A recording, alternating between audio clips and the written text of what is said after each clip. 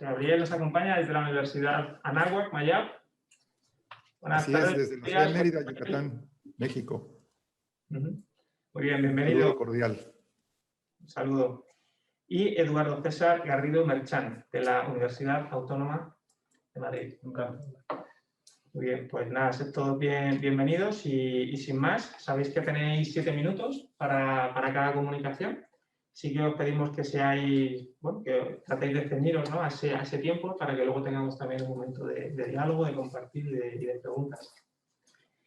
Muy bien, pues sin más, le doy la palabra a Mercedes Temburi, que va a presentar su comunicación titulada Homo Digitalis.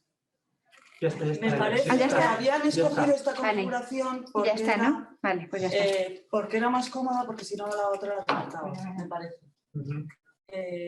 Bueno, como habéis mencionado esto, para hacer un poco de puntualización, porque algunos tenemos una trayectoria más joven y yo más vieja, o sea, mi trayectoria ha sido en el mundo o sea, yo soy física teórica y he trabajado anteriormente en IBM, en Accenture y en Telefónica, un poco para contextualizar, porque esta quizás sea la reflexión dentro de esta mesa que vaya más a los parámetros generales y no tanto a los técnicos, ¿no?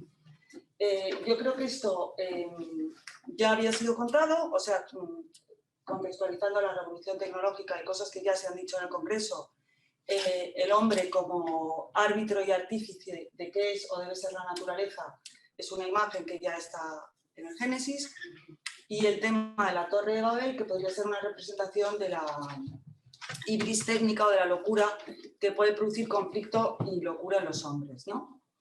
Entonces, quería hacer una reflexión sobre cuáles son los parámetros que nos están guiando a día de hoy en valorar la efectividad, en este caso de la transformación digital, pero me podría servir para otras muchas cosas, ¿no?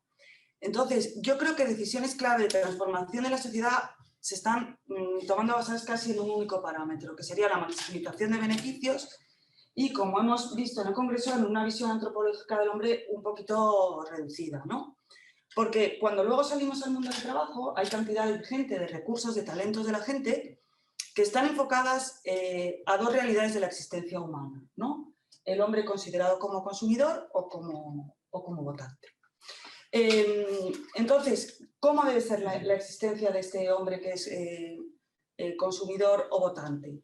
Pues tiene que tener unos parámetros que no son muy complejos tampoco, son los de facilidad y de comodidad y los de libertad. Pero una libertad que, más bien que un concepto ontológico o complejo, es más bien la capacidad de escoger entre muchos bienes de consumo, muchos partidos políticos, y después de haber visto algunas cosas que tenían que ver con el transhumanismo, también podrían ser muchas identidades de género, transespecie, etcétera, etcétera, ¿no?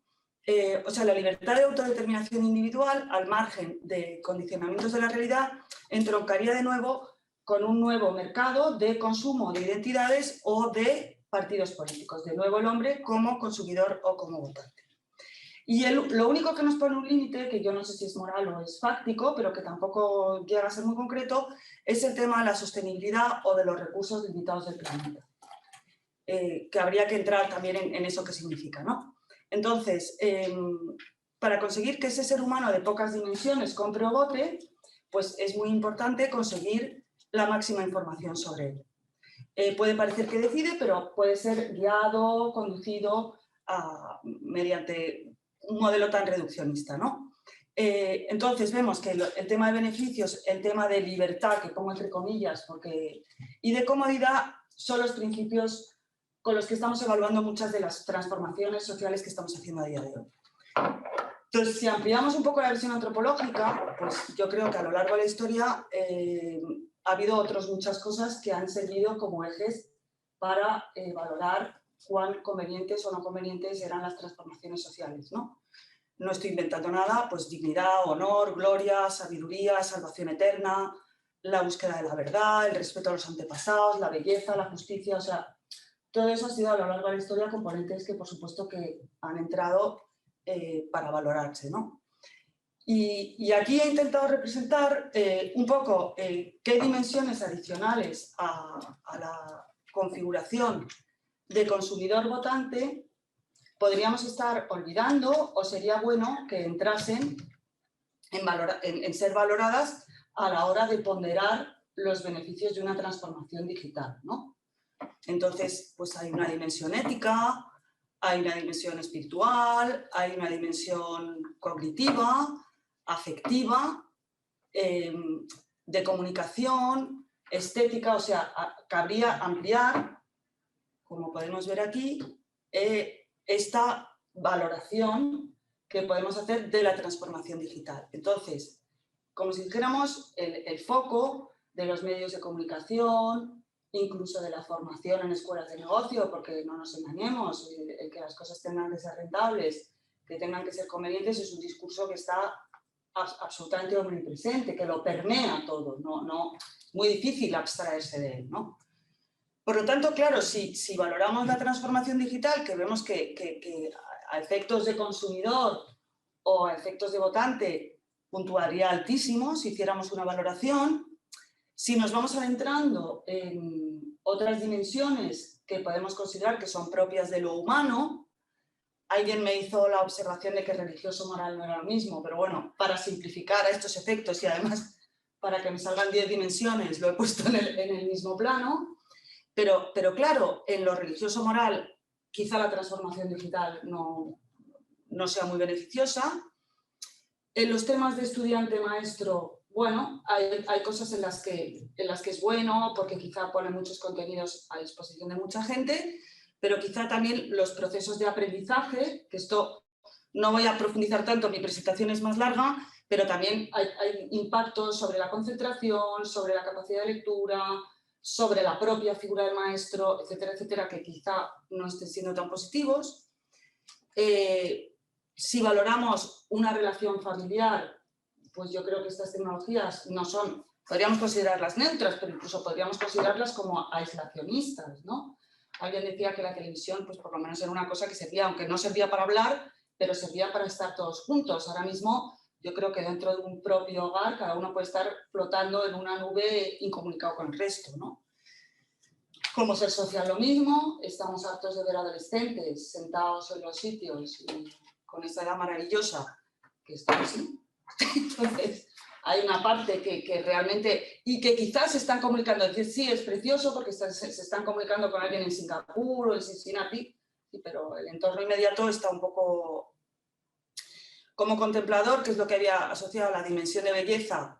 Bueno, lo he puesto, he querido ser un poco positiva porque te daría acceso a ver remotamente cosas a las que a lo mejor físicamente no puedes acceder, pero tampoco en la parte de cuerpo. Y yo creo que a lo largo de todas estas conferencias ha sido muy interesante cómo esta virtualización y cómo son muchísimo la negación del cuerpo, la negación de la realidad del cuerpo, de la fisicidad del cuerpo, de tal. Con lo cual, esta virtualización, el ciudadano entendido no ya como simple votante, porque el ciudadano sería un agente que participa en el debate, que promueve el debate, que discrepa en el debate, o sea, que distinguiría al ciudadano del votante. El votante, al fin y al cabo, es un señor que escoge un producto de un lineal, como el consumidor, pero el ciudadano tendría un contexto más amplio, ¿no?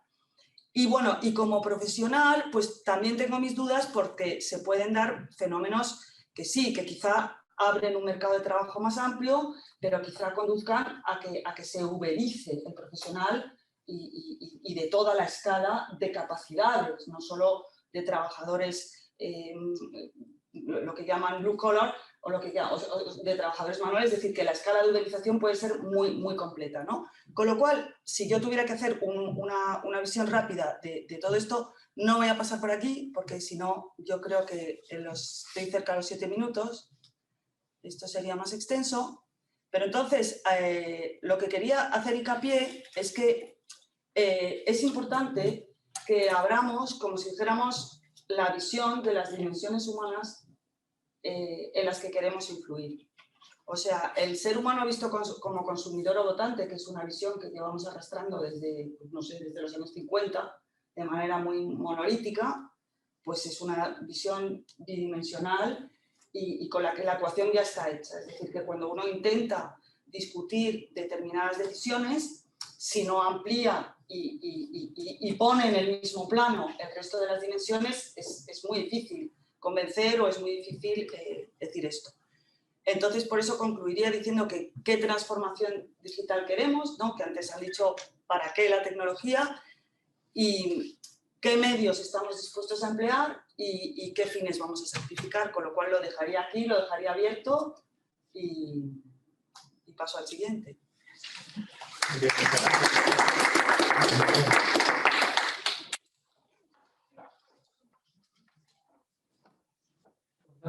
Sí, te lo pongo.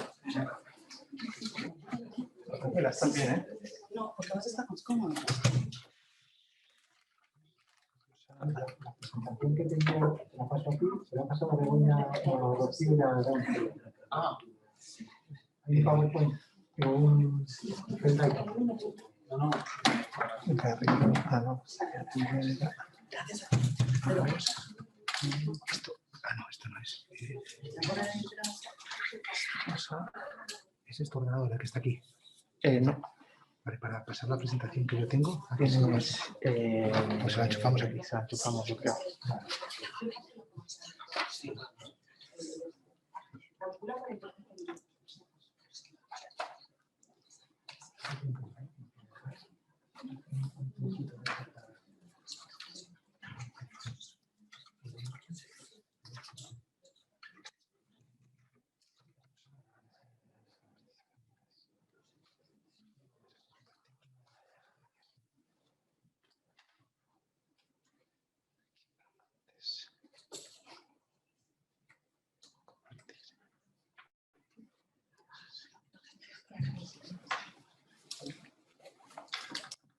Bien, buenas tardes. Lo primero de todo es dar las gracias a la dirección del Congreso y al Instituto de Razón Abierta por la calidad acogida. El título de comunicación es la figura del cyborg como encrucijada entre lo humano y lo humano. El objetivo de esta breve comunicación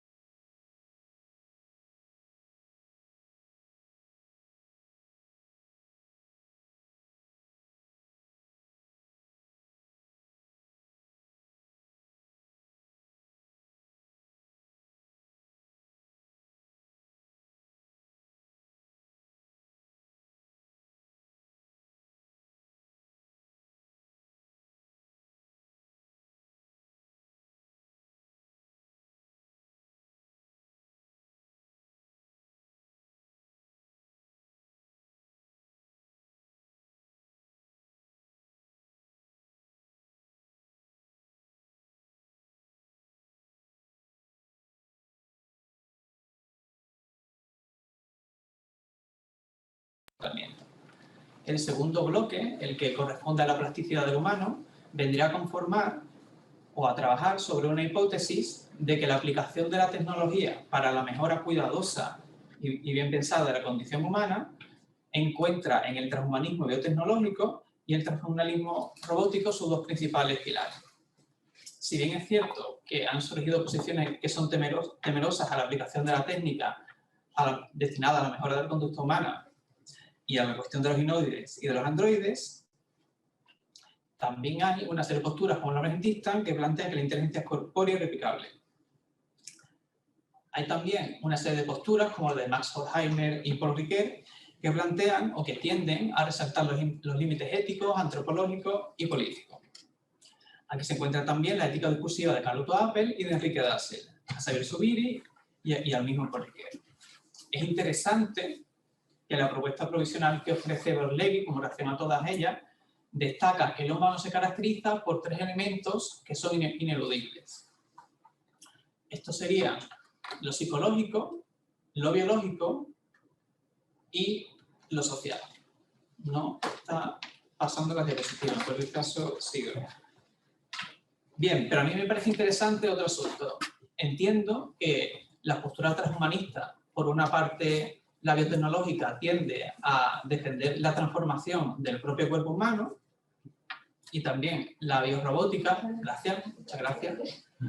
Ahora paso con Donna Haraway, la biorrobótica simplemente plantea, no te preocupes, continúo, plantea que la mente humana puede extenderse a cuerpos que son de tipo robótico o maquínico. Bien, en este contexto es en el cual, gracias, Donna Haraway plantea una figura intermedia que ella denomina la del cyborg. El cyborg sería un cuerpo compuesto por un organismo corporal, que llamaríamos típicamente humano, integrado en un circuito de información externa y autónomo que le permite comunicarse con otra serie de organismos integrados. Para Haraway esta es una cierta forma de monstruosidad o de desorden natural y es una de las figuras clave, junto con la del simio y la de la mujer, de la posmodernidad. Bien. En cualquier caso, no está muy bien la presentación. Por continuar un poco, la propuesta de Haraway se inserta dentro de lo que se conoce como poshumanismo cultural y defiende que, a diferencia del transhumanismo científico-técnico, no hay tanto que trascender la condición humana para llegar a una condición humana distinta y que supere una serie de problemas previos, sino que lo que hay que hacer es, en línea con el postestructuralismo y con cierto feminismo también, volver a plantear la cuestión del humano como algo que está abierto y todavía por significar. Bien, el cyborg en resumen es un cuerpo orgánico integrado y es también una realidad social y corporal y un recurso imaginativo. La figura del cyborg tiene lugar en la encrucijada entre una serie de ejes. Por una parte, la distinción entre naturaleza y cultura, entre aquel cuerpo que es humano, propiamente humano, y aquel cuerpo también orgánico que es animal, las fronteras entre el organismo animal y la máquina, y finalmente los límites, y esto tiene que ver con lo que comenta Mercedes, entre lo material y lo virtual, o entre lo físico y lo virtual. Es decir, que habría, por ejemplo, en la mente y en el cuerpo de Niall Hyperson, de virtual y de corporal, y en la sensibilidad, o sea, pensando en la sensibilidad de Niall Hyperson, en la cual el sentido visual se transforma en impulso electromagnético y en sonido, ¿dónde comenzaría la sensibilidad humana? Sería la cuestión. Donna Haraway propone que esta figura, junto al símbolo mujer, es clave en la posmoderna, que del humano, etc. Seguimos con lo mismo. A mí me interesa de Haraway, seguramente, bien, que se trata de una figura intermedia entre el organismo y la máquina y que, como he dicho, dibuja los límites orgánicos del humano. La propuesta de Haraway responde, en definitiva, a un deseo de hibridación productiva entre lo humano y lo no humano. Y aquí es donde me parece que podemos volver a hablar de la cuestión del humano. Bien, la cuestión del humano es interesante por el siguiente motivo, y también por un aspecto que me parece muy interesante, del que no habla Haraway, sino que habla otra filósofa, que es Judith Butler, que es la vulnerabilidad. La cuestión del humano tenía una primera pregunta que era, ¿qué es lo humano? Y también hay otra pregunta que se puede plantear, que es ¿qué es lo que califica como humano? Eso es lo que tenemos por ahí. La cuestión del humano es un tema complejo y que ha recibido distintos tratamientos a lo largo de la historia. Por una parte, la corriente humanista ha propugnado una crítica bastante fuerte al universalismo pretendido del humano, destacando la exclusión de distintos grupos. Bien. Lo que a mí me interesa realmente, por una parte, es que cuando Donna Haraway plantea que la figura del cyborg es una figura intermedia en una serie de ejes que he mencionado, ella plantea que en estas encrucijadas entre el organismo y la máquina, entre el cuerpo y lo figurativo, es precisamente donde los límites del humano se hacen más permeables y móviles. Esto quiere decir que toda forma del humano, de alguna manera, adolece de cierta inestabilidad y del que yo llamo también cierta precariedad. Bien, a esto quería añadir yo un segundo aspecto, del que creo que también habla Donna Haraway y que Butler trata más explícitamente, que es el de la vulnerabilidad. Cuando Donna Haraway destaca que el cuerpo del cyborg es dependiente de una serie de procesos que son microbiológicos, está vinculado a una serie de seres vivientes y forma parte del proceso más amplio de la esfera, esto significa que lo que es habitualmente reconocido como vida específicamente humana, está sostenido por una serie de procesos y de hábitos que no son calificables en cuanto humanos. Esto quiere decir, por una parte, que la vida humana es vulnerable. Y ciertamente la vulnerabilidad es un término complicado, hemos hablado, pero pienso que tiene distintos sentidos. Un sentido más clásico es el sentido de la vulnerabilidad como simple exposición al riesgo, al daño, a la enfermedad o a la muerte. Ese es el que se utiliza cuando se habla de defensa y de otra serie de cuestiones y el que se utiliza también aquí. Pero Judith Butler replantea esta condición material de vulnerabilidad en un sentido que es más amplio y, a mi juicio, más rico.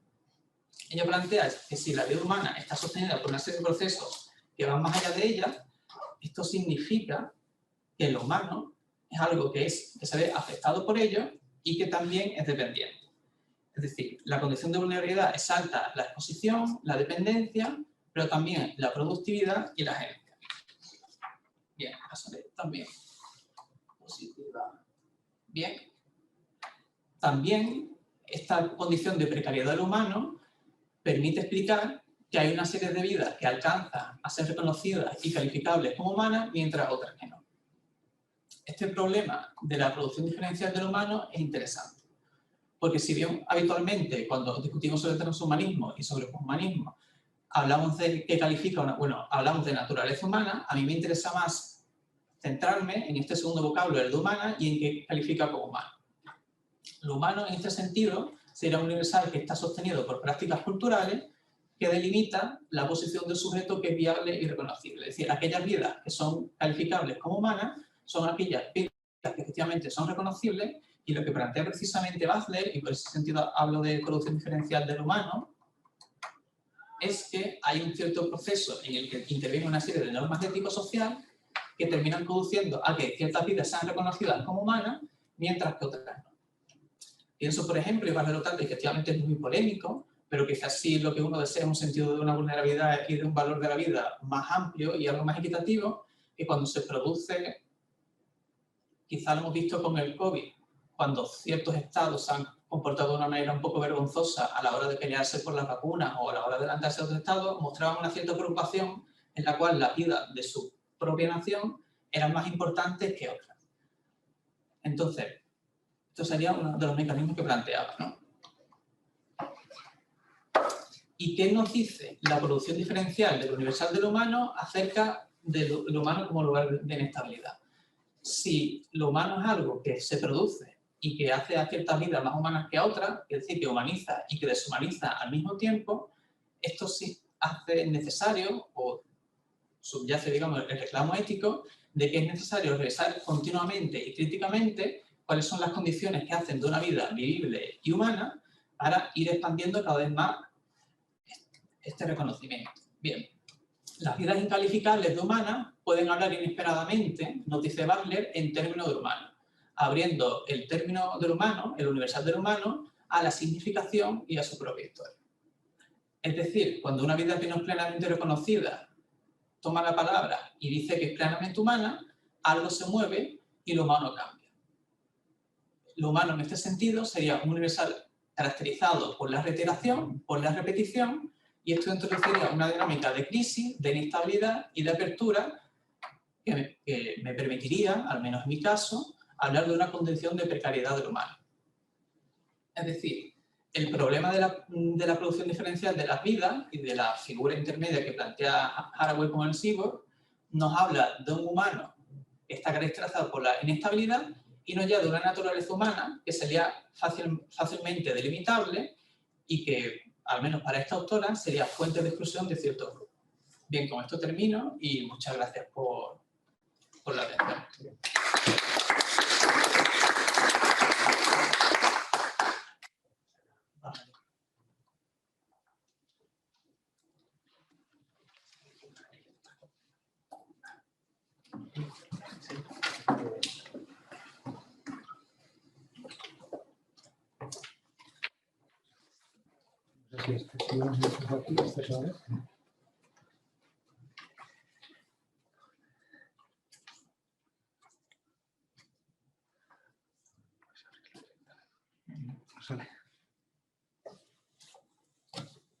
No, pero es que este está bien.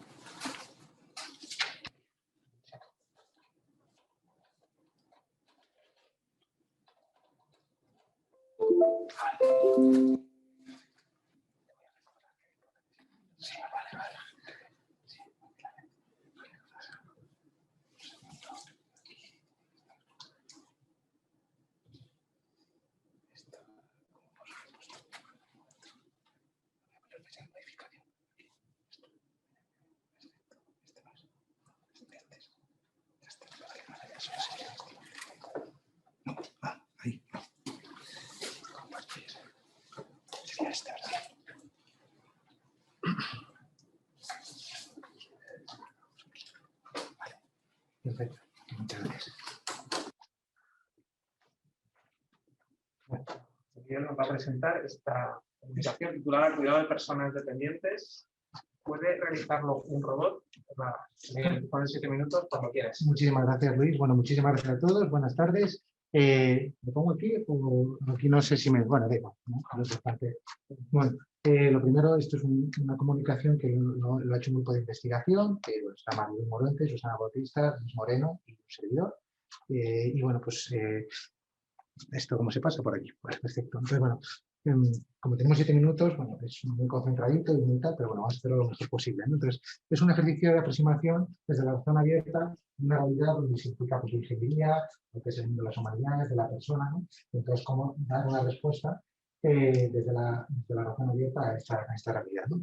Entonces, en el fondo, este marco de trabajo, ¿no? Lo que es el cuidado de personas, ¿no? Dependientes, de personas mayores, con todo el mundo, lo que es la robótica y demás, nos permite ir más allá de qué es lo más propio del ser humano, ¿no? Nos permite profundizar sobre este tema, ¿no? Entonces, podríamos decir, ¿no? Pues que nuestra pregunta no es si es el cuidado de personas mayores será algo propio de seres humanos o exclusivo, si los robots podrían o no sustituir al cuidador humano, ¿no? O la opción mixta hombre y máquina, ¿no? Trabajando en colaboración, pues sería a lo mejor una realidad plausible, ¿no? Entonces, en el fondo, también, que es donde vamos a la pregunta de fondo, es qué sentido tiene, ¿no? Que una persona cuide a otra persona si existe o si existiera otro ente, otra realidad que hiciera mejor que él. Pues, ¿por qué hemos cogido este caso? Porque, bueno, generalmente cuando se habla del cuidado de las personas, es las típicas modelos paradigmáticos que es, bueno, que ahí el robot como que no entra, ¿no? Entonces, como no, es que esto requiere un ámbito humanista, la persona, el trato personal, ¿no? Entonces, muchas veces no entramos en esa realidad y nos podemos meter en procesos como más industriales, y ahí parece que ahí la persona es más insustituible. Y nosotros quisimos ver que efectivamente es más insustituible. Y entonces queríamos ver con una serie de cosas qué haría el robot, ¿no? Si lo pudiera hacer mejor, ¿no? Y entonces hemos estado preguntándonos sobre eso, ¿no? Entonces, bueno, lo que ponemos aquí es, la intención de la comunicación es profundizar sobre lo esencial y propio del ser humano, investigando sobre la viabilidad inminente y actual de la propuesta de la participación de los robots en el sector de los cuidados de las personas, ¿no? Entonces, como consecuencia, la comunicación busca hacernos reflexionar entonces cuál sería el papel del ser humano en ámbitos en los que inicialmente creemos que son propios del hombre, pero con unos pequeños avances tecnológicos cada vez está dando más, ¿no? Puede que la persona quede superada a favor del máquina. Entonces, bueno, pues poníamos 8 ventajas de que a lo mejor el robot puede tener ventajas competitivas respecto al hombre en este campo, ¿no? Muy rápidamente, ya con todo el procesamiento del lenguaje natural y tal, pues ya podemos dotar de sistemas de interfaz persona-ordenador, de persona, donde un robot podría percibir las emociones, ¿no? Y podría gestionarlas de forma algorítmica, ¿no? Que esta persona está pasando mal, ¿no? Y luego podría, por lo menos, las 6 emociones básicas, ya hay investigaciones sobre eso, y además luego podría responder emocionalmente, porque también tenemos la necesidad de tener una respuesta. Entonces, por lo menos lo puede simular, ¿no? Entonces, pues este robot me está entendiendo. Entonces, bueno, ahí hemos puesto una serie de artículos que lo trabajaban. Luego los robots, efectivamente, tienen una capacidad de, bueno, pues de no se cansaría, ¿no? Entonces, para cuidar a una persona mayor, pues muchísimas veces que repite las cosas, no hacen caso, ¿no? Pues todas las personas que cuidan a personas mayores, pues pierden la paciencia, ¿no? Y entonces un robot no tendría ese problema, ¿no? Aquí habría problemas de autonomía, de baterías y tal del robot, pero el robot no se quejaría de, abuela, ya lo has repetido 5 veces, ¿no? Diría. Luego, no habría malos tratos ni violencia, ¿no? Esto en el caso de los cuidados, hay muchos estudios que nos hemos puesto sobre el tema de violencia en hogares y en centros a personas mayores. Entonces, bueno, pues por las 3 leyes de Asimov, la robótica, y las 6 de la Unión Europea, pues eso en priori, ¿no? Pues no tendría por qué darse, ¿no? Porque el robot estaría programado mínimamente para no hacer daño a la persona mayor, ¿no? Ok, luego no se producían robos ni hurtos, que también es algo muy común, sobre todo en los hogares, cuando una persona viene a cuidar a una persona mayor y es vulnerable, necesita ayuda, entonces la persona que cuida, en muchos casos, roba o se aprovecha de las tarjetas de crédito, muchas cosas que eso es muy común, ¿no? También tenemos muchos estudios que no nos da tiempo ahora, ¿no?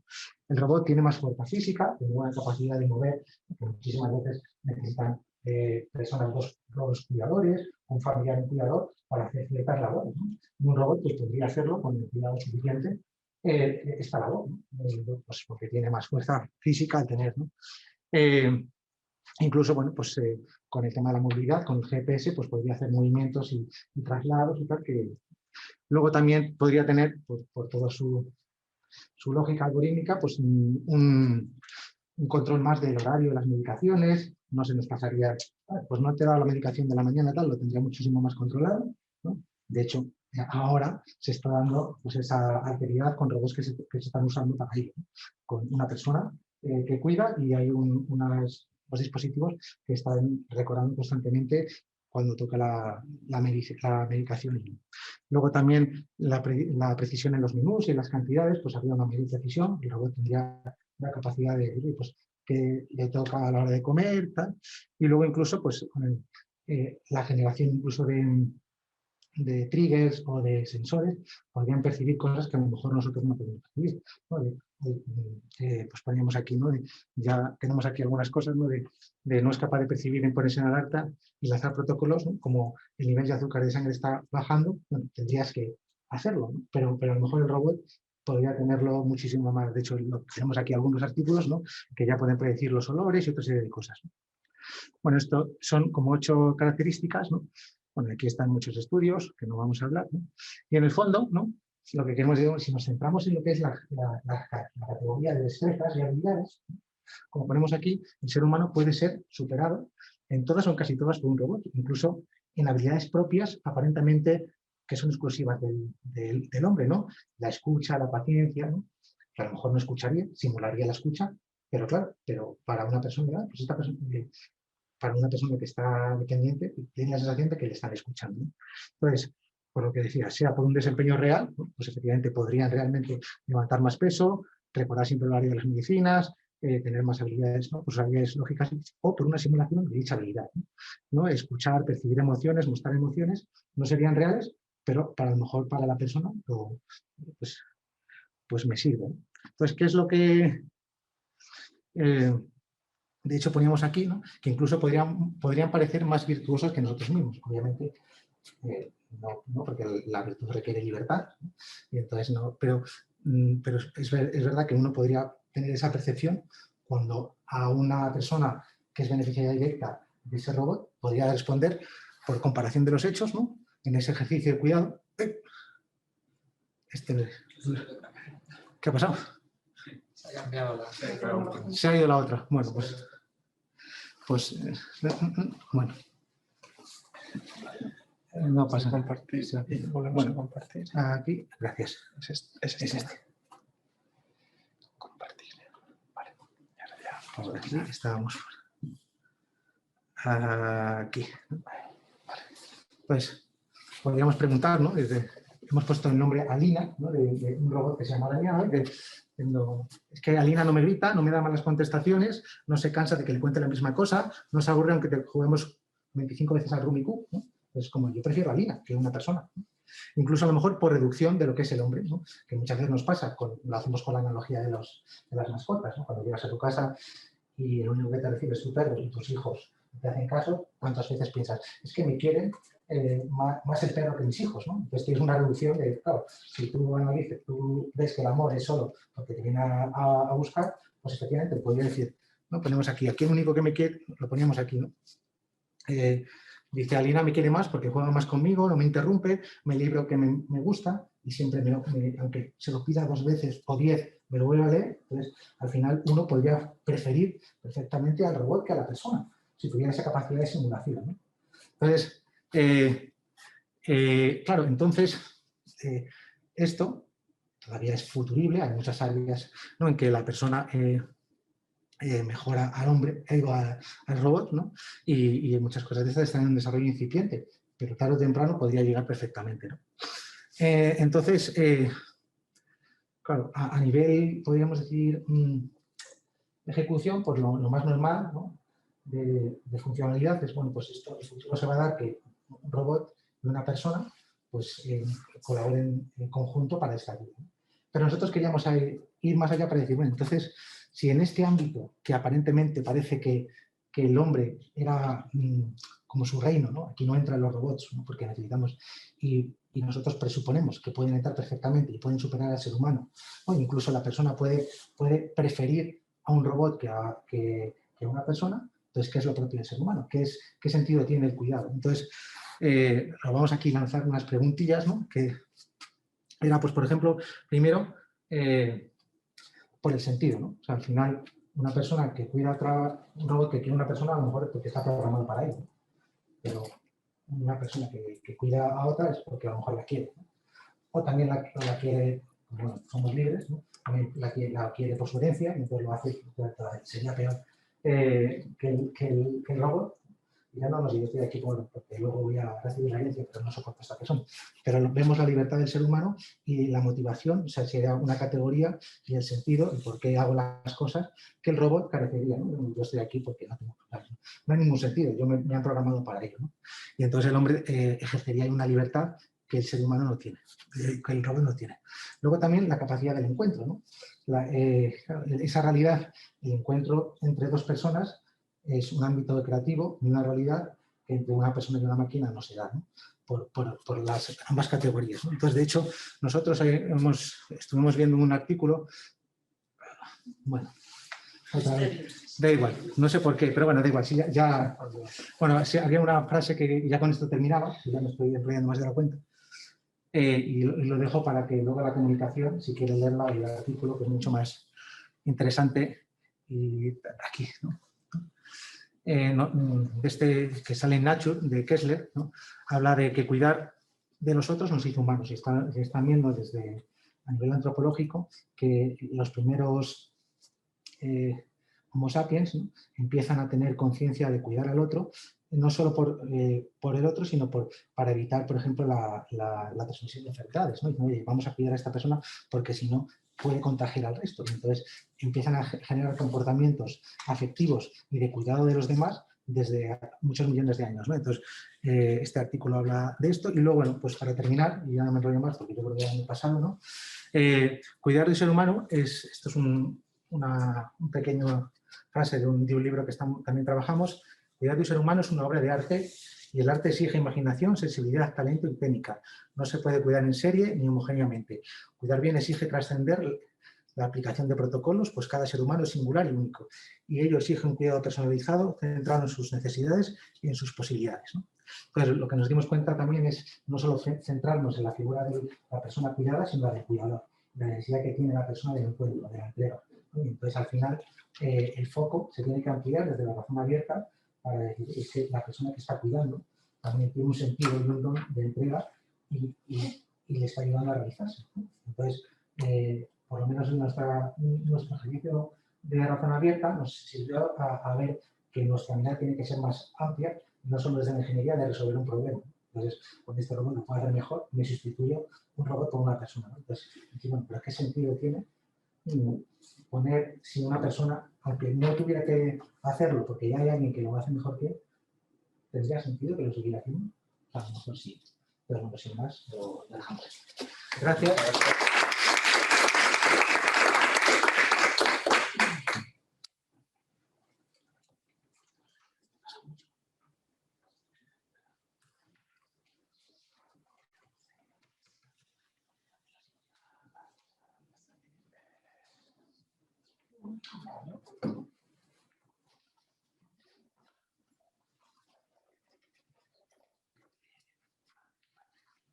Gabriel, ¿nos escuchas? Claro, aquí estoy. Ya me toca a mí, ¿verdad?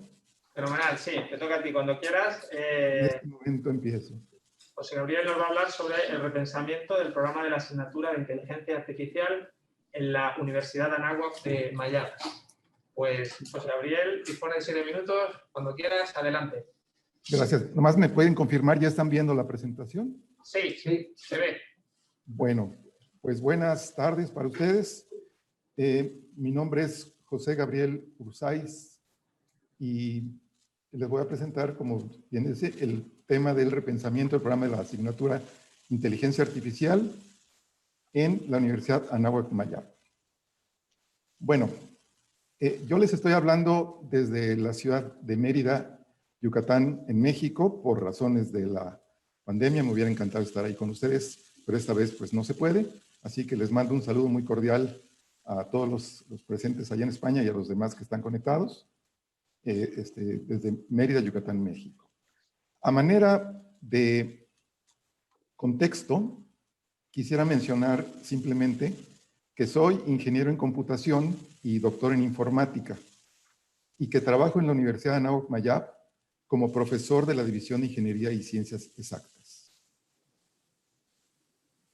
Yo llevo varios años impartiendo esta materia de inteligencia artificial y constantemente noto en los alumnos cierta confusión que me preocupa.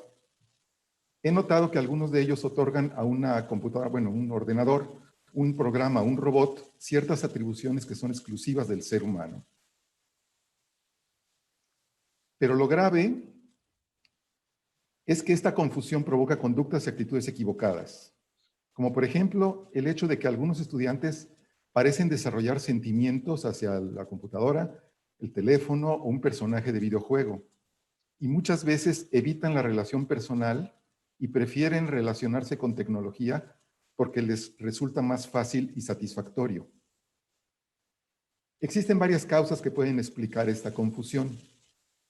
Entre ellas está la corriente materialista, tan difundida actualmente, con la que es difícil percibir las diferencias entre una persona y una cosa, porque todo se reduce a la dimensión material. También puede influir un poco el animismo, que admite la creencia de que las plantas, los animales, los ríos, las montañas, etcétera, tienen un alma semejante a la del ser humano. Por otro lado está también el apego psicológico, que se refiere a un objeto que atesoramos cuando niños, como por ejemplo una sábana, una almohada, un peluche, y al cual atribuimos propiedades especiales, incluso mágicas. Y por último, pero no menos importante, está el hecho de que las computadoras y los robots son desarrollados deliberadamente para parecerse cada vez más al ser humano, tanto en sus características físicas como intelectuales. Pues bien, la materia de inteligencia artificial es la oportunidad ideal para hablar de estos temas e intentar aclarar la confusión. El objetivo es simplemente repensar el programa de la asignatura con un enfoque de razón abierta. Desde el punto de vista antropológico, es importante empezar a resolver la confusión ayudando a entender que hay diferencias profundas, diferencias esenciales entre el ser humano y la máquina. El ser humano posee vida física, desde luego. Tenemos un cuerpo con autonomía para la nutrición, el crecimiento, el movimiento, la sensibilidad, la reproducción. Pero también tenemos vida psíquica o espiritual. Es decir, que tenemos también un espíritu, con autonomía de conciencia, inteligencia, afectividad, intencionalidad y moralidad. Mientras que la máquina es simplemente un objeto inanimado, una cosa, materia inerte sin vida autónoma, que opera únicamente por estímulos físicos. Desde el punto de vista epistemológico, es importante asegurarnos de enseñar siempre la verdad. Y la verdad es que la llamada inteligencia artificial no es propiamente inteligencia. El hombre ha sido capaz de producir cosas artificialmente, como por ejemplo la luz artificial. La esencia de la luz natural y artificial es la misma, pues ambas son luz. Y la única diferencia es que la primera, es decir, la natural, aparece en la naturaleza, mientras que la segunda, es decir, la artificial, ha sido producida por el hombre.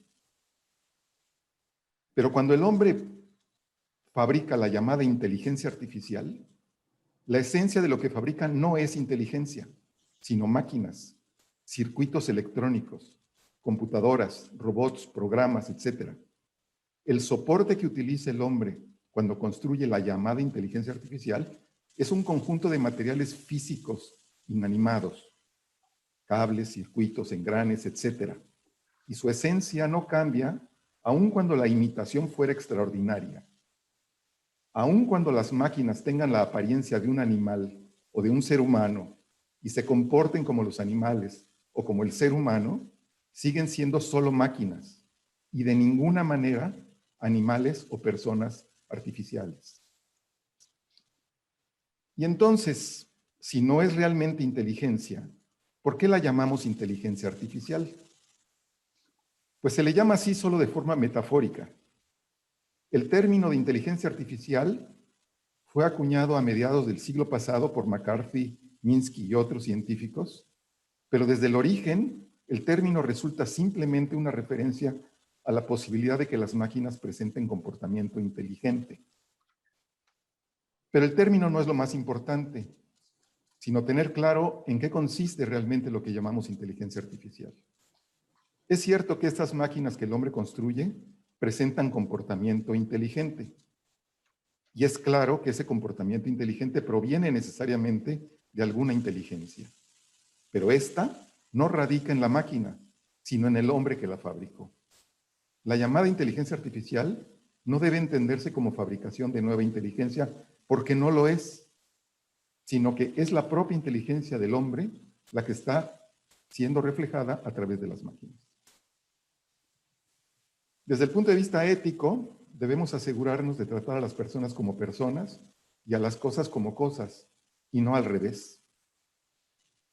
Y desde el punto de vista del sentido de vida, es importante recordar que la tecnología es simplemente un don más que hemos recibido y que su función es contribuir al logro de nuestro fin último como personas. Muchas gracias, eso es todo.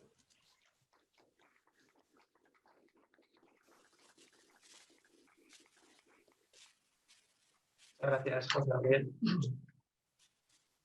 Doy la palabra a Eduardo Garrido, que nos va a presentar la comunicación titulada Transhumanismo y conciencia fenoménica.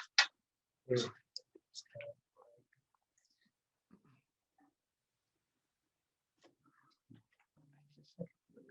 que está en CD. Sí, sí, ahí está. Aquí. Vale, ahí la tenemos. Sí.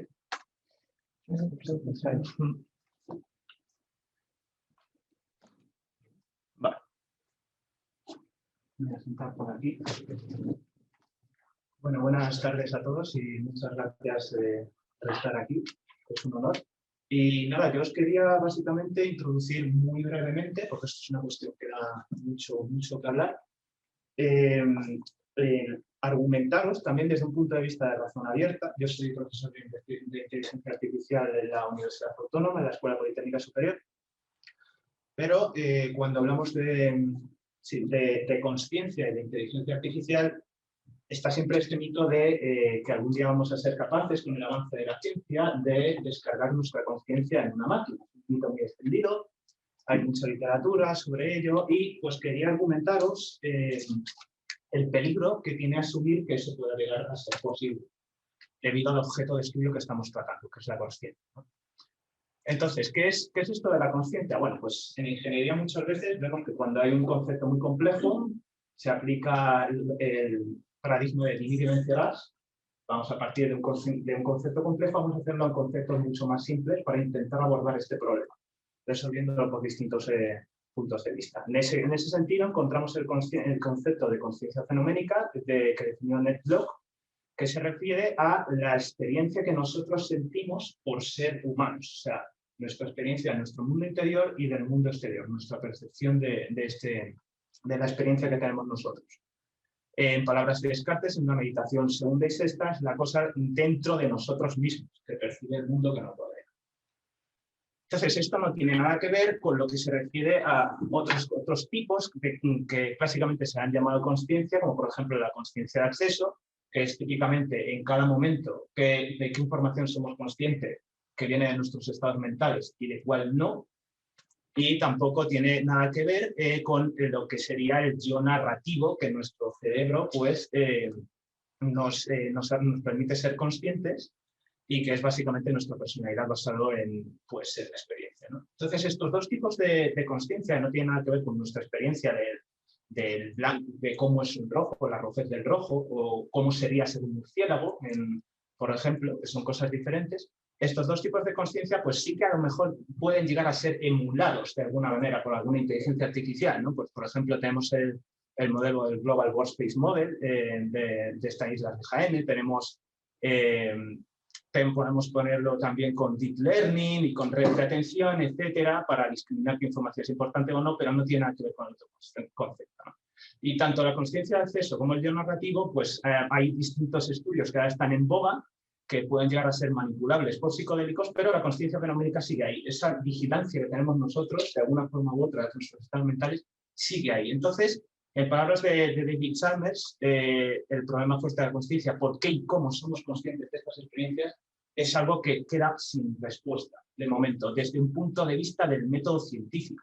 Entendiendo el método científico, por supuesto, como una metodología para obtener nuevos conocimientos que consiste en la observación, medición, experimentación y modificación pues, de las hipótesis que vamos teniendo, ¿no? Entonces, ¿cuál es el problema? El problema que encontramos aquí es que bueno, hay un avance de la ciencia muy grande y podemos caer en lo que se denomina como cientificismo, que es intentar pues, pensar que todo va a ser posible, vamos a poder acceder a la verdad de todo a través de la ciencia, ¿no? Entonces, pues bueno, para discriminar si la ciencia puede trabajar o no con el concepto de consciencia fenoménica, pues es útil ver qué trata la ciencia y qué es la consciencia fenoménica, ¿no? Entonces, ¿qué trata la ciencia? Pues brevemente, con realidades que se pueden medir. La altura, el peso, todo esto podemos obtener mediciones objetivas. Esto es así. Es un conocimiento, pues en palabras de Sable, que a mí me gusta bastante, pues objetivo y epistémico, porque es un conocimiento del cual podemos obtener pues, datos objetivos. Entonces, esto se diferencia de la consciencia fenoménica en que esta última es una realidad propia de cada individuo, relativa al observador y ontológicamente, es decir, que es, sin más, subjetiva. Luego, al no ser objetiva y no poderse tratar mediante el método científico, no se puede medir, es decir, yo no puedo decir que tengo una medida de consciencia o 2 o 3 o 4, no hay una medición. Luego, esto de plantear el método científico graves problemas por las bases del propio método científico. Es algo que la ciencia... No, o sea, no podemos así pensar, bueno, pues la ciencia ha conseguido en un futuro muy lejano mapear todo el cerebro, átomo a átomo incluso, más allá de neuronas. ¿Qué es lo que tendremos aquí? Y he conseguido sacar una máquina que se activa en determinadas áreas del cerebro siempre que el sujeto admite mediante un reposte que es consciente. Supongamos que este es el caso. Perfecto, se ha conseguido en un futuro. Aquí solo tenemos correlaciones. Una cosa es correlación y otra cosa es causalidad, que esto se trata mucho en el campo de causalidad últimamente de la propia inteligencia artificial. Entonces, ¿qué es lo que pasa? Cuando tenemos correlaciones, no podemos decir que el fenómeno ha sido causa de otro fenómeno, si es una realidad subjetiva, si no hay una medición directa. Porque puede haber perfectamente otra causa oculta, lo que en inglés se denomina confounder, que sea la que explica las dos correlaciones a la vez. Esto es lo que trata todo el campo de causalidad, aprendizaje automático, y lo que puede pasar perfectamente con la consciencia fenoménica al no tener una medición directa de esa realidad. No es medible, es subjetivo, y por lo tanto, al no poder establecer una relación causal ni definirla, mucho menos, desde mi punto de vista, puede la tecnología trabajar con esta realidad, si ni siquiera podemos definir más o menos a un nivel teórico, ¿no? Entonces, pues bueno, esto hay múltiples visiones, esta es mi visión personal, pero hay múltiples y visiones. Hay gente que, bueno, que aborda pues, el funcionalismo, es decir, oye, pues si la máquina está emulando a un ser humano, perfectamente, como decías tú, pues entonces es que a lo mejor podemos decir que es un ser humano. Si hace absolutamente todos los comportamientos que nosotros hacemos, entonces la máquina puede ser un ser humano. ¿Y cómo dices tú que puede no tener consciencia? Bueno, yo simplemente digo que no sabemos si puede tener consciencia o no, ya que no podemos trabajar con esto desde el punto de vista objetivo. El método científico no podríamos, desde mi punto de vista, asumirlo, pero hay una comunidad de inteligencia artificial que ha intentado pues, hacer distintos modelos, ¿no? Global Workspace Theory, la teoría de la información integrada de Panoni, etcétera, que están recogidos pues, en el trabajo de David Garnes. Y lo único que hacen son modelos y modelos que intentan emular nuestros comportamientos en máquinas, las correlaciones de la consciencia, los comportamientos correlacionados con la consciencia en máquinas.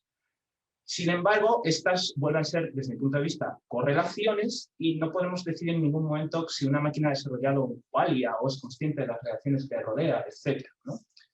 En este sentido, el test de Turing, por ejemplo, pues puede ser burlado. Podemos tener una máquina que ha sido con Big Data entrenada, supongamos en otro escenario utópico, con todas las conversaciones de toda la humanidad guardadas, la entrenas y luego dices, genera todo este texto. Esa máquina va a hablar como un ser humano perfectamente, muy probablemente, pero todo es estadística.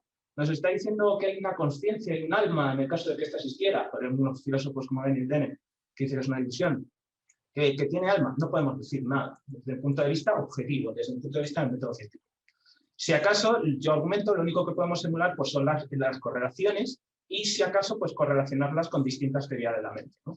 Aquí os pongo, bueno, ya no se ve muy bien, ya os pasaré la diapositiva si queréis, distintos ejemplos de, que atribuyen al funcionalismo pues, sus textos.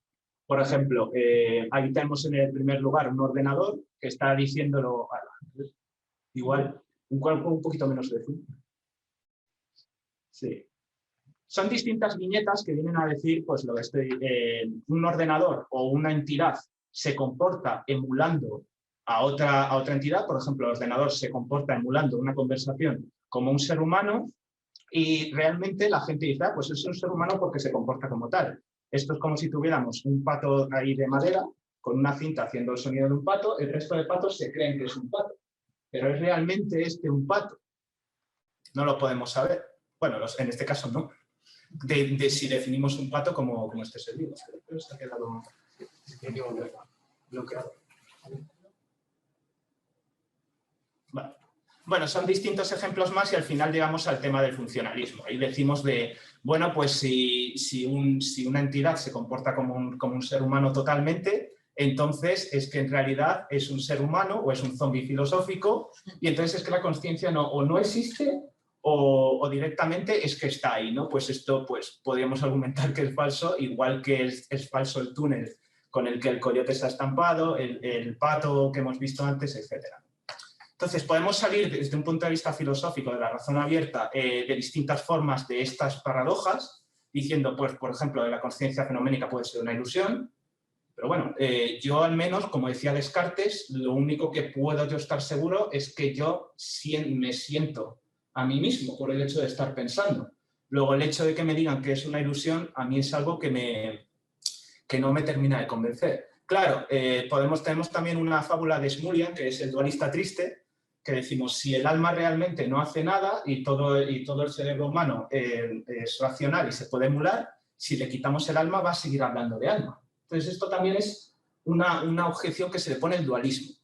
Lo que se sigue de todo esto es que tanto si adoptamos una postura dualista como reduccionista, tenemos muchísimos problemas para abordar el concepto de consciencia. Entonces, desde mi punto de vista, o algo estamos haciendo mal o tenemos que pensar con razón abierta o la consciencia quizás, en palabras de Colin McKean, sea un misterio que no cerrado, o sea, un misterio fuera de nuestra mente, de la mente humeniana, por así decirlo, de Colin McKean, sea un concepto al que no podamos tener acceso por nuestra propia biología, por así decir.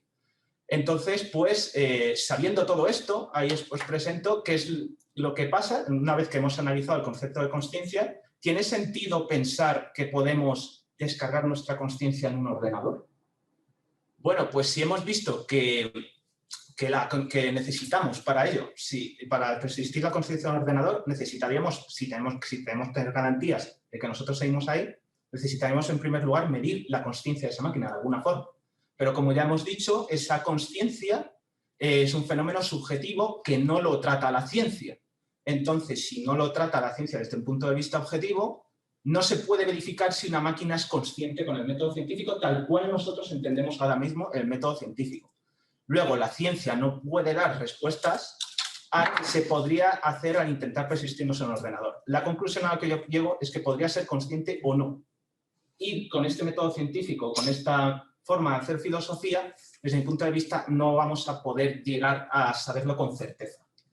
Entonces, las conclusiones así rápidamente que extraigo de estas reflexiones mezclando filosóficamente con inteligencia artificial, pues es que observo que la consciencia fenoménica no se puede trabajar con ella mediante el método científico. Yo hace años adoptaba una postura funcionalista, pero a medida de ir investigando me di cuenta de este problema, que es que no había forma de medirlo. Entonces, no se puede, el transhumanista no puede pensar en la idea de descargar la mente en un ordenador con garantías reales, tal con las herramientas que nosotros conocemos. Entonces, quizás si queremos nosotros mejorar nuestras condiciones, en la opinión transhumanista de que sea nuestro deber modal, pues si queremos alargar a lo mejor nuestra esperanza de vida u otras opciones, pues ahora mismo somos dependientes de lo que es nuestro cerebro biológico, lo que yo veo. No podemos transferirnos a una máquina porque tendríamos serios problemas. Y hasta aquí quería llegar. Muchas gracias.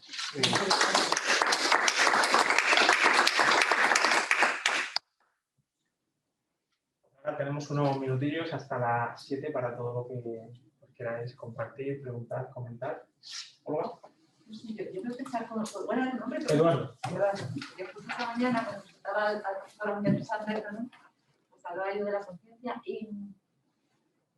Entiendo que es un tema concreto. Mañana, de hecho, hay una ponencia dedicada solo a eso. Entonces, entiendo que lo que dices es que no está claro que se pueda transferir o no, pero en cualquier caso, si se pudiera transferir la conciencia a la máquina, no podríamos confirmarlo científicamente, ¿no? Esa postura. Esa es mi postura por la evidencia que yo he estado leyendo, por cómo es el método científico hoy en día.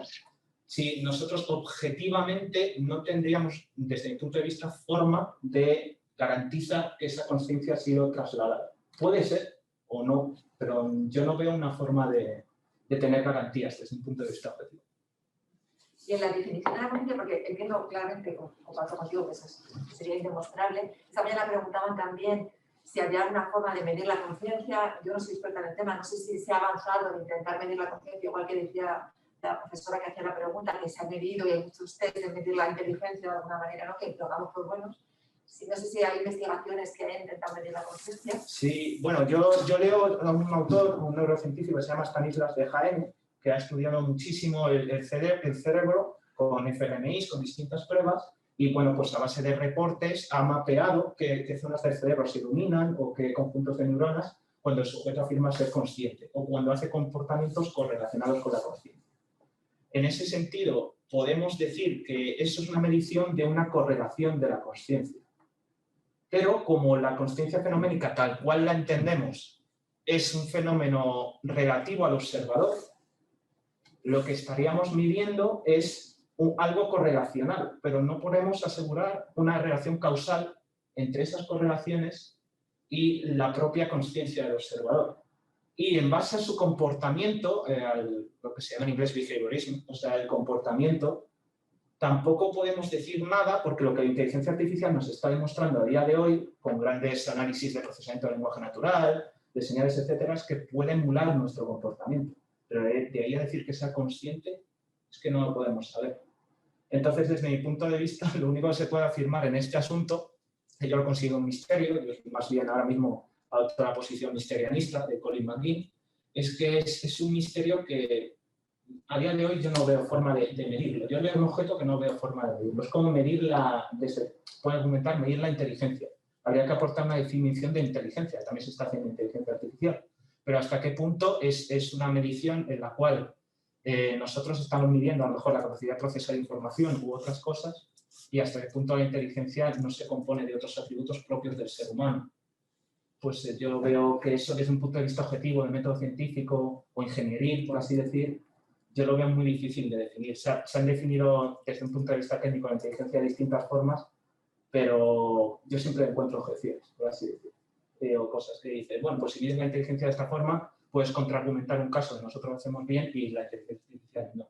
Entonces yo creo que son dos temas que a lo mejor tenemos que cambiar de enfoque para poder estudiar.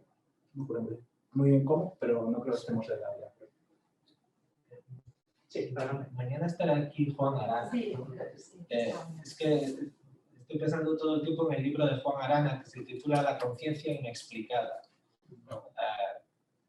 Claramente dice que la conciencia es nomogénica, es la que genera leyes científicas, por ejemplo, y no se ajusta a esas leyes científicas, sino que es la que produce esas leyes. Por lo tanto, científicamente es difícil explicar la conciencia. Bueno, esto es resumiendo, habilitando el libro de Juan Arana, mañana lo contará él mucho mejor. Me recuerda a la paradoja de lo del método científico para demostrar el cientificismo, que dice, el método científico no puede validar que el propio método científico sea el único válido. Me recuerda un poquito a eso. Sí, adelante. Muy interesante, Eduardo. Quería plantearte, no sé si quizá, imagino que sí, hay algo de fenomenología en lo que tú comentas. Quería plantearte porque quizá has comentado, si no me acuerdo al final, que el límite por el cual no se puede trasplantar o reproducir la conciencia en una máquina o en un objeto externo sería el cerebro, ¿no? Como límite físico o material. No sé si... Sí, o sea, nosotros, al menos un observador que es consciente de sí mismo. Bueno, yo lo del cerebro lo veo que nuestro cuerpo genera consciencia. Que sea nuestro cerebro o todo el sistema nervioso integrado en el cuerpo, vale, no lo sé. Bien, entonces quería plantearte lo siguiente, ¿no? O sea, Descartes, tú has hablado de la cogitatio, del pensamiento, de ser consciente de, y eso en definitiva es, bueno, la base de la fenomenología y el ámbito de la conciencia, ¿no? Ahí están los sentimientos, están los pensamientos, está cualquier cosa que podamos conocer o a la cual podamos tener acceso. Y es cierto que Edmund Husserl, ¿no? El padre fundador de la fenomenología, él habla de una cosa que toma de Bergson, que es la intencionalidad. Y defiende y dice que es una cosa en de la conciencia, por la cual toda conciencia es conciencia de algo. Es decir, todo yo, toda conciencia es conciencia de otra cosa que hay. Y la conciencia es este flujo de yo ser consciente de esta botella, de mi comunicación con Mercedes, etcétera, etcétera. Y quería sugerirte que si no, quizá esta intencionalidad la que hace imposible que en una máquina o en un robot pues, podamos encontrar conciencia, en la medida en que sería algo interno y que precisamente, en cuanto interno y solo accesible a esa supuesta máquina consciente, no podrá verificarse con métodos cuantitativos. Y también quería plantear una segunda cosa, que Husserl también distingue entre actitud natural y actitud científica. La actitud natural es la actitud con la cual nos comportamos cada día, me doy cuenta de esto, me percato del otro, hay cosas sobre las que focalizo mi atención, otras cosas que están por ahí de base y sobre las que no me fijo, pero cuando aplicamos la actitud científica, cuando investigamos un objeto, separamos la realidad y el flujo de la conciencia y creamos como un objeto externo que sí que es el que podemos cuantificar y medir objetivamente. Y claro, y Husserl no dice que este objeto esté más allá de la conciencia, sino que, digamos, sigue radicalmente a Descartes y plantea que este objeto, al que investigamos cuantitativamente, le aplicamos una actitud derivada, que es distinta de la habitual, de la cotidiana, y que eso es precisamente lo que hace que podamos, o sea, que yo no mire esa botella como una cosa que me sirva para beber agua, sino que pueda medirla, hacer unas mediciones, su peso, etc. Y eso se lo planteaba porque quizá el límite no sea tanto de la ciencia, sino quizá de eso que se llama la actitud científica. Claro, y también quería hacerte una pregunta. Mencionas que, por una parte, no podemos saber, y en este planteamiento creo que es totalmente correcto, si esta botella, que el portátil, esa pantalla tiene conciencia, porque es inaccesible. Entonces, ¿piensas que podríamos saber que, por ejemplo, tú que estás aquí frente a mí y cualquiera de los otros también tendría conciencia? Eso es lo que a mí me hace mucha gracia de denominar a David Chalmers como zombie filosófico. Que yo no puedo, le decía a Daniel Dennett en un momento, bueno, la consciencia es una ilusión, y le responde, bueno, es que yo no puedo saber que tú eres consciente, a lo mejor esto es lo correcto, porque tú eres un zombie, se llama así zombie filosófico, ¿no? Y yo, desde mi punto de vista, como es un fenómeno relativo al observador y es subjetivo, y es cualitativo, desde un punto de vista, desde una actitud científica, eso me ha parecido muy interesante, lo revisaré, pero no sé la distinción con respecto de ciencia. Yo no puedo saber efectivamente si tú eres consciente o no. Yo lo que sí sé es que hay una fuerte, eso es un pensamiento a priori, hay una fuerte analogía, hay una analogía muy grande, esto habla Russell, creo, tiene un artículo que se llama Analogía, hay una analogía muy grande entre tú y yo, porque, bueno, tenemos un cerebro, tenemos un cuerpo, parecemos muy parecidos, entonces a priori, bueno, podemos pensar que nosotros somos conscientes. Entonces eso sería como una distribución que, bueno, a priori tú puedes pensar que un gato podría ser más consciente del ordenador porque un gato es más parecido a ti. Lo que podemos trabajar es con ese concepto de analogía. Pero ese concepto de analogía lo podemos trabajar desde un punto de vista biológico de comportamiento. Claro. Porque si lo hacemos desde un punto de vista de los funcionalistas, de comportamiento, pues quizás podamos afirmar que es más probable que una máquina tiene más probabilidad de ser consciente que un gato.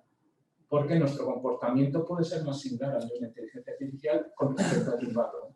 Entonces es muy peligroso añadir nuestra psicología popular o nuestro conocimiento subjetivo a un análisis objetivo del tema de la consciencia para afirmar si otra entidad es consciente o no. Lo único que podemos saber, que es de lo que parte Descartes, es que uno es consciente de sí mismo. Yo con eso estoy bastante de acuerdo. Luego, el tema de intencionalidad.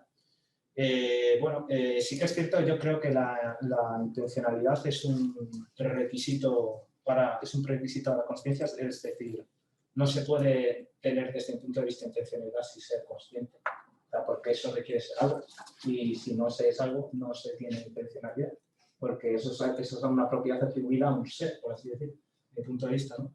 Y claro, una máquina pues, puede tener un algoritmo de deep learning, todo lo que quieras, adaptativo, que llegue, como se ha llegado recientemente en el Go, el AlphaGo, que es un sistema que ha creado Google, ha derrotado al campeón del Go, y no solo eso, sino que ha creado estrategias al Go que ahora las están analizando los campeones de este juego, porque no han sido creadas por un ser humano y funcionan mejor que las nuestras. ¿Ha tenido intencionalidad de crear estas estrategias? No, lo único que ha hecho es encontrar una serie de patrones. Ha analizado un montón de partidas de Go y ha encontrado una serie de patrones que nosotros, por nuestras capacidades cognitivas, no hemos llegado a encontrar. ¿Se le atribuye a la máquina, por tanto, intencionalidad? Bueno, pues desde mi punto de vista no, porque sigue un algoritmo que ha sido codificado por un humano. Y no podemos saber de nuevo si es consciente o no, luego entonces no tendría intencionalidad. Desde mi punto de vista es que es la confusión que la gente en la psicología popular tiene con inteligencia y con consciencia. Yo quiero afirmar aquí que desde mi punto de vista inteligencia y consciencia yo creo que pueden ser dos conceptos, no lo sé, pero pueden ser dos conceptos completamente separados. Y por eso pues las viñetas estas de funcionalismo, desmontando a priori que un ordenador puede ser consciente. Muchas gracias. Sí. Para quedar también para el profesor José Gabriel, ¿no? José Gabriel, sí.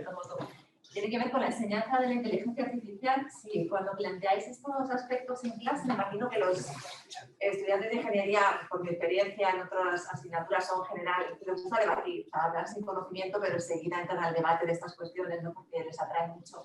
Mi pregunta iba si realmente luego se interesan por profundizar en estos aspectos y fundamentarlos, o se quedan solo en el debate. O sea, ¿cómo os veis para intentar llevarles más allá y intentar fundamentar sus posiciones, que todos tienen una siempre muy clara respecto a estos debates, ¿no? Y si conseguís que se interesen y quieran fundamentar un poquito más allá las opiniones que tienen en este ámbito, o se quedan al nivel de lo superficial. Bueno, yo pienso que los alumnos muestran un enorme interés por el tema. Es algo que... Gabriel, tenemos un poquito bajo. Sí, perdón, tenía el micrófono lejos, discúlpenme, por favor. Les decía yo que yo siento que los alumnos muestran un interés profundo, interés auténtico en el tema, porque les atañe, es algo que está en su vida. E independientemente de la carrera que estudien,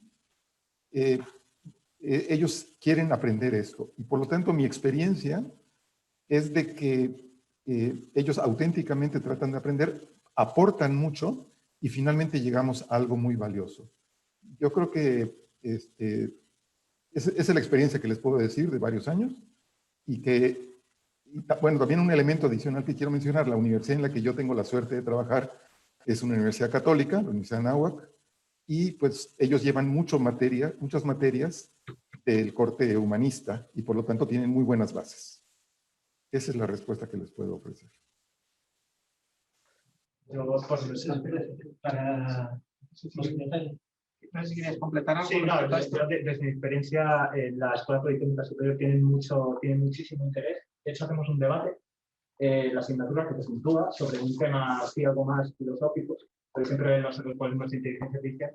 Pero casi todos nosotros no somos una escuela católica, es meramente objetiva, una escuela politécnica, y casi todos tienen una corriente funcionalista muy grande, materialista, revisionista, por así decir. Es muy difícil sacar de este tema. Muy difícil, en el corto tiempo que podemos dedicar a eso. Yo respecto al cuidado de personas por robots, quería plantear un experimento mental. Sí que es verdad que tenemos, o sea, los robots pueden cuidar mejor a las personas. Y al mismo tiempo nosotros tenemos necesidad de cuidar a algo, a alguien. los robots también se pueden dejar cuidar mejor. Es decir, puede haber robots que se dejen cuidar mejor que las personas. Y estas dos observaciones hay que reunirlas. Es decir, ¿por qué no utilizamos un robot cuidador que un robot cuidado? Y partamos de esa experiencia mental para plantear por qué el dejar a una persona en manos de un robot no es una forma de cuidado de una persona, es una forma de abandono de una persona. Sí, digamos, en vuestra reflexión podríais partir del hecho de que efectivamente un robot puede cuidar a otro. Aquí lo que estamos es deconstruyendo la noción de cuidado, simplemente. No sé si... Sí, es muy interesante. Claro, ahí nosotros también pusimos el foco en la relación, ¿no? No solo en el cuidado, sino en la relación que se produce entre los dos. Y eso sí puede existir. En este caso nosotros solo lo habíamos visto desde el robot que cuida a la persona que es cuidada. Pero podría pasar eso, ¿no? De la persona que cuida a un robot que necesita cuidado. Y pues ahí yo también, esa relación se puede dar en plenitud o no, pues es verdad que de hecho, no es ficticio, se producen ya muchos robots para ser cuidados, es decir, son mascotas. Claro, entonces, uno puede tener un robot cuidador para cuidar a un robot mascota. Lo que hemos hecho es deconstruir la noción de cuidado. Y si aplicamos esa idea deconstruida de cuidado a las personas, especialmente a las personas vulnerables o dependientes o mayores, lo que hacemos es desatenderlas, no cuidarlas mediante robots. Una pregunta para Eduardo. Pienso un poco en esta cuestión que tú mencionabas sobre que no se puede transferir la mente a un ordenador porque en realidad no podríamos saber si es autoconsciente. Pero te quería preguntar a ti, ¿qué piensas sobre, por ejemplo, los enfoques del embodied cognition o cognición encarnada, por ejemplo, que para ellos es súper importante el tema del cuerpo? En realidad no da lo mismo transferir la mente a un ordenador porque muchos aspectos de la cognición tienen que ver con los esquemas corporales. Entonces, ¿qué piensas tú sobre eso? Sí, es lo que le decía en la anterior pregunta. Claro, o sea, todo esto yo lo he puesto al principio como que nosotros transferimos la consciencia que está en nuestro cerebro a una máquina, pero a lo mejor la conciencia es un fruto de todo nuestro cuerpo, que eso tampoco lo podemos saber. Entonces, desde luego, sí que puede ser un factor a tener en cuenta. De hecho, hay muchos trabajos en conciencia de máquinas en la comunidad esta, con robots, y bueno, hay posturas que afirman que sí que se necesita una estructura corporal, que no es solo software, que tiene que ser un hardware, de alguna forma. Puede ser, y desde luego, si nosotros sabemos que nosotros desarrollamos conciencia y tenemos un cuerpo, entonces por analogía es razonable pensar que se necesite también un cuerpo completo para desarrollar esa propiedad.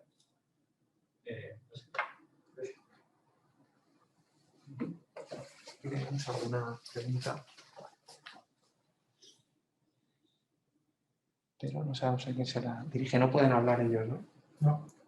Los que están conectados, ¿no? Podemos leer. Profesora María Alonso, profesora de enfermería. Quería dar las gracias a distintos ponentes de la mesa por sus intervenciones. Pregunta ya dirigida a Chemi. Por su intervención en relación al cuidado de personas dependientes por un robot. Lo cierto es que estoy abrumada por lo que plantea. Pues mi profesión...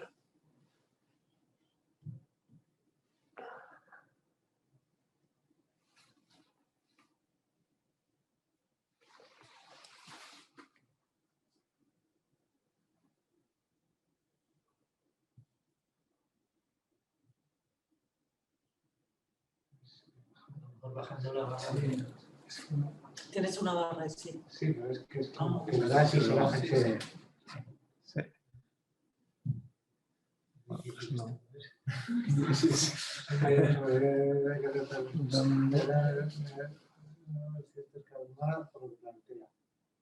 Bueno, en su ciencia del cuidado se me hace difícil ver esta tarea en manos de los robots. Nuestra ciencia une la evidencia científica, el humanismo y en ocasiones una vena artística en la aplicación del cuidado. Cuida de lo visible y de lo invisible. Se nutre de la prudencia, de la compasión y de un amor infinito al que tenemos delante. Exponía en su trabajo las motivaciones por las cuales podría considerarse interesante la introducción de los robots en el cuidado de personas dependientes. La justificada relación a la desaparición del maltrato, los hurtos, el cumplimiento de pautas. Ante todo esto, me pregunto, ¿no sería interesante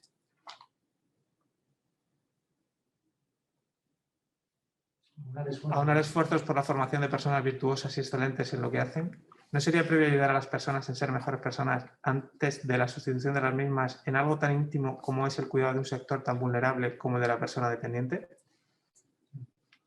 Sí, sí.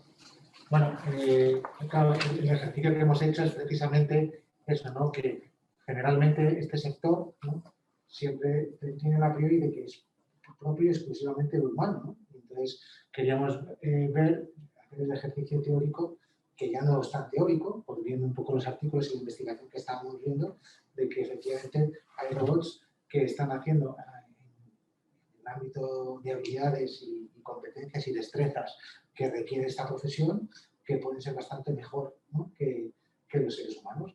Incluso en competencias que a priori parecen que pueden ser exclusivamente humanas, por el hecho a lo mejor de simulación. No es que las adquieran, pero lo que decíamos, la simulación de escuchar, la simulación de la paciencia y de un montón de cosas.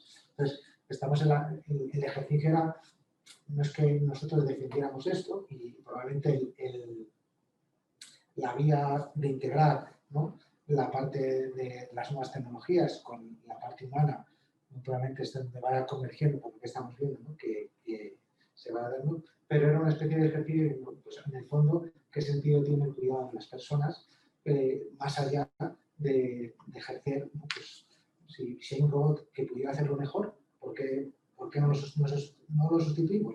Porque, de hecho, el ser humano ha sido sustituido en muchísimas cosas durante la revolución industrial, desde los animales cuando pues, el yugo en el campo, ¿no?, que lo hace un animal, ¿no?, porque eso es más propio, y luego los robots están sustituyéndose. Y en todas las proyecciones parece que estas profesiones no va a ser sustituido el ser humano, ¿no?, porque había una priori diciendo, no, pues ahí requiere una serie de habilidades que son más propias. Entonces nosotros hemos visto que por medio de la simulación se podría sustituir, ¿no? Y nuestra duda era, entonces, vamos a preguntarnos y profundizar sobre qué es lo propio del ser humano, ¿no? Sí, entonces, en ese sentido, estoy de acuerdo, la idea de poner esfuerzos en formar personas virtuosas y que realmente hagan su trabajo, ¿no?, pues estamos alineados, pero nosotros lo que identificábamos en base a estudios de problemas que veían en el cuidado profesional, pues era como es que un robot puede dar respuesta a esto: evitar los hurtos, el cansancio, la violencia, porque un robot en teoría es implementación de las leyes de Asimov, de no hacer daño a la persona, no hacer daño al robot, ¿no? Y en la tercera es, si la segunda ley y la primera se contrarrestan, la primera va por encima de la segunda, ¿no? Y luego en la Unión Europea, que ya ha desarrollado eso para los robots, ha puesto otras 3 más. Entonces, claro, habría cosas que se resolverían. Obviamente estamos teniendo lo que decíamos una visión reduccionista, ¿no?, y que muchas veces nos pasa a nosotros, ¿no? Cuando el ejemplo este del perro, cuántas veces pensamos nosotros que es que me quiere más mi perro que mi familia, ¿no? Estoy analizando que por un comportamiento de que viene y que se alegra, pues el afecto que me tiene en apariencia es más. Pues, no, muchas veces también el cuidador también puede sentirse que, pues, con esta persona está más cansada, no me quiere tanto, y el robot, si me lee 15 veces el cuento, ¿no?, pues el robot me quiere más, ¿no? Entonces, era un ejercicio, ¿no?, un ejercicio de una aproximación a una realidad desde la ingeniería, de una mirada ampliada, ¿no? Porque al final la ingeniería lo que hace es intentar resolver un problema. Entonces, ¿qué problemas hay?, ¿no? Pues el robot tiene más fuerza, el robot tiene más capacidad, el robot tiene más paciencia, y lo puede simular, pues lo resolvemos así, ¿no? Entonces, básicamente, Luis, no sé si quieres añadir algo, porque sí, también en la línea de una aspecto interesante de la reflexión iba en la línea de algo que ha salido aquí, ¿no?, en algunas comunicaciones, ¿no?, que es el tema de esa reducción, de esa visión reduccionista de la persona, ¿no? Es decir, tener una visión, pues, completa, integral, todas las dimensiones. Entonces, sin duda, el robot puede solucionar una serie de problemas, una serie de situaciones en esos casos, ¿no?, del cuidado de personas dependientes, pero ¿hasta qué punto todas las dimensiones de esa persona que es cuidada quedan satisfechas o no? Y por parte de la persona que también cuida, pues hasta qué punto hemos visto, ¿no?, esa necesidad también que la persona busca cuidar, tiene esa necesidad también de darse, ¿no? Entonces, hasta qué punto la persona que cuida, bueno, pues, todas sus dimensiones quedarían también satisfechas, ¿no? Entonces, veremos ahí, por ejemplo, si se haría el tema del amor, bueno, pues ahí vemos también el carácter insustituible, ¿no?, de la persona, ¿no? Yo de un robot, bueno, como decía ahora José Gabriel, le puedo tomar cariño al robot y demás, pero es que no deja de ser una máquina y en un momento dado, pues, se rompe el robot y lo sustituyo por otro y a las 2 semanas, pues me he olvidado. Pero una persona es insustituible. Cuando tú realmente quieres a una persona, si esa persona falta, no hay máquina que la sustituya, ¿no? No hay persona que la sustituya, ¿no? Somos únicos, ¿no? Entonces, pues, entrando, ¿no?, en profundidad en esas dimensiones, ¿no?, de la persona, vemos que la máquina no llega, ¿no?, se queda corta. Pero en otras, pues oye, pues sí que puede paliar, incluso puede resolver problemas mejor que las personas, ¿no? He hecho una historia, me permito esta pequeña, pero no, que encontramos, y que nos pareció muy interesante, del señor mayor que se va a vacunar, y entonces se le ve muy temprano y dice, es que tengo mucha prisa y tal, pero no era, ese era precoz, ¿no? Y era una vacuna normal. Dice, pero ¿por qué tiene tanta prisa? Si usted tiene 70, 80 años, ¿qué le está esperando? Claro, no trabaja. Bueno, pero es que voy todos los días a la residencia, que mi mujer me está esperando, tiene Alzheimer y que no puedo estar con ella, pero voy todos los días a desayunar con ella. Y le dice el practicante, pero su mujer cuando va le reconoce. Y dice, no, dice, va todos los días y ella no sabe quién es usted. Y se queda así y dice, hombre, ella no sabe quién soy yo, pero yo sí sé quién es ella. No, es que es mi mujer. Entonces, claro, en el fondo esa necesidad de encuentro, eso es muy bueno. La necesidad del encuentro, la realidad es que ella no se entere, sí, no lo hago solo porque ella se entere, sino porque es que yo sé el valor infinito que tiene esta persona, aunque ni siquiera fuera consciente de ello, ¿no? Porque al final muchas veces esa conciencia. Entonces, pero en el fondo era un ejercicio de aproximación desde una razón más abierta, ¿no? Un poco que ver que aquí el concepto del sentido, de la libertad, de muchas cosas que habíamos puesto del encuentro, también lo tenemos que tener en cuenta a la hora de resolver cosas y sobre todo también romper ciertos a priori que muchas veces parece que hay cosas que no, ahí no se puede entrar en la tecnología. Haríamos de como el abogado del diablo y al revés, ¿no? Entonces no sé si... Pero bueno, entonces, respondiendo a la pregunta, obviamente estamos de acuerdo y además también es parte de la misión de la universidad, ¿no? Formar personas integrales para hacer su profesión de forma excelente, y más en estas profesiones que es dejarse la vida. ¿Puedo hacer un comentario? A lo mejor es una tontería lo que voy a decir, pero yo creo que hay una predominancia tan grande del lenguaje publicitario de las tecnológicas en lo que son las cosas, que lo estamos asumiendo, por eso me ha parecido súper interesante lo que ha dicho José Gabriel, de redefinir el término de inteligencia artificial o de ponerlo en cuestión desde el principio. Porque, por ejemplo, voy a hacer un ejemplo un poco tonto. Nadie dudaría que Coca-Cola no es la chispa de la vida.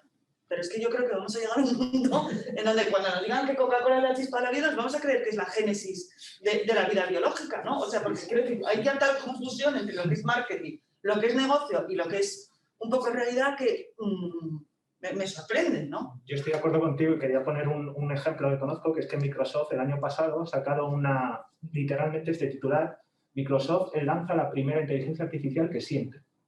Y lo tiene así puesto en la página web. Bueno, para que sienta algo tendrá que tener un ser, si no, no puede sentir. Una cosa es que emule y que reconozca, pero no siente. Y lo sueltan así literalmente. Con IBM Watson lo mismo, literalmente. Y así el marketing entra esa dinámica y eso cala en la sociedad.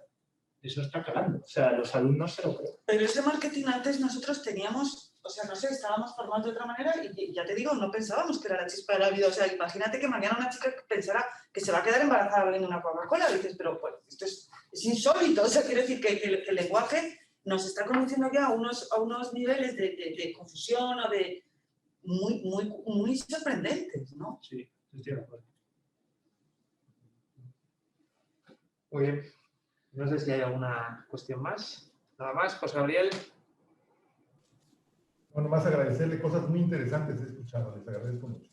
Le hemos tapado. Sí. Muy bien, pues muchas gracias a todos y que podáis seguir disfrutando mañana de una buena jornada de congreso. Muchas gracias. Gracias. Muchas gracias.